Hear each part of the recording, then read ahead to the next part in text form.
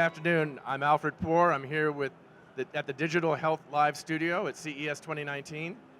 And I'm here talking with Dr. Arshya Vahabzadeh. Close enough. He's a physician, and he's a chief medical officer for BrainPower. And just was involved in a session about depression and suicide. And one of the questions I have is, digital health is proceeding so rapidly, and it's hard to keep up with all the developments. How do you see the appropriate role for these new digital health technologies for diagnosis, for treatment, for therapy? What do you think is appropriate for things at this point? Well, thank you very much. So we just had that session on depression and suicide and looking at how digital technologies can potentially tackle some of these huge public health issues. I think it's important when we're developing any technology in the mental health space that's designed to treat illness, that it's well validated, it's tested, and we know about the risks and the benefits. And I think that's been one of the challenges historically. So I think there's a lot of development in terms of sensors, in terms of our ability to apply machine learning, for example. But I think being able to externally validate research and make sure it's safe is critical. Clearly, published research is table stakes now for any kind of project. I know with the artificial intelligence stuff, I know that there are some projects out there where they're actually using facial recognition and voice sampling to identify patients who may be at risk for depression or suicide. So what do you see as some of the advantages of this? So absolutely, in order to understand the advantages, we have to think about what the situation is at the moment. At the moment, it involves a clinical interview that can be subjective, a risk assessment that could be variable. It's a snapshot assessment when we know a lot of risk factors for suicide are dynamic and constantly changing. And it's not scalable. Yep. Because it involves an experienced clinician interacting with a patient.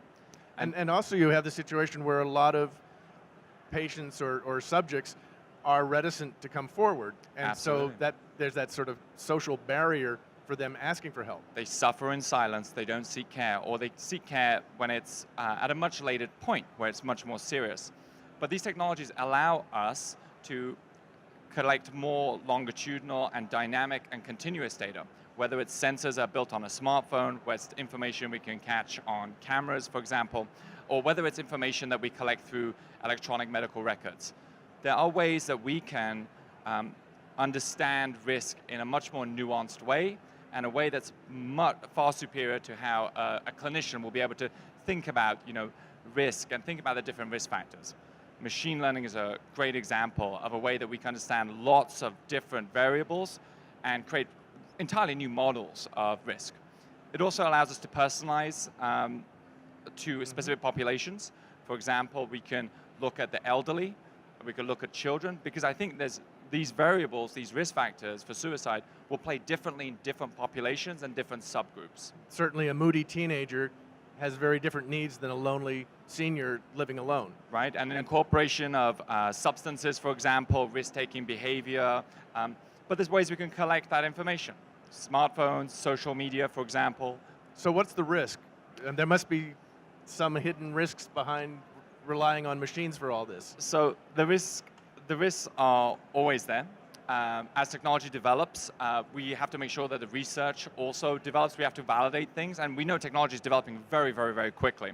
We don't want to jump ahead of ourselves, because in these vulnerable populations, getting something wrong is, the results can be disastrous. So we have to make sure that the technology is validated. Even if we come out with algorithms that can help us to detect or predict risk, we have to make sure they're externally validated by real-world data sets, right? And also we have to understand some of the nuances in terms of when we talk about suicide. We should also understand that there's a huge difference between having thoughts of suicide, right, planning for suicide, attempting suicide, and then actually, unfortunately, dying of suicide. Right.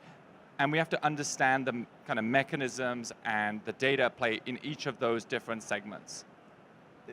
Interesting, inspiring, and amazing stuff. That's great. And it's a serious problem, and it's great to see technology tackling things that are going to make lives better. Right. Thank you. Thank you. Once again, I'm Alfred Poor. I'm here at the Digital Health Live Studio at CES 2019. It's hosted by Living in Digital Times, and I thank you for watching.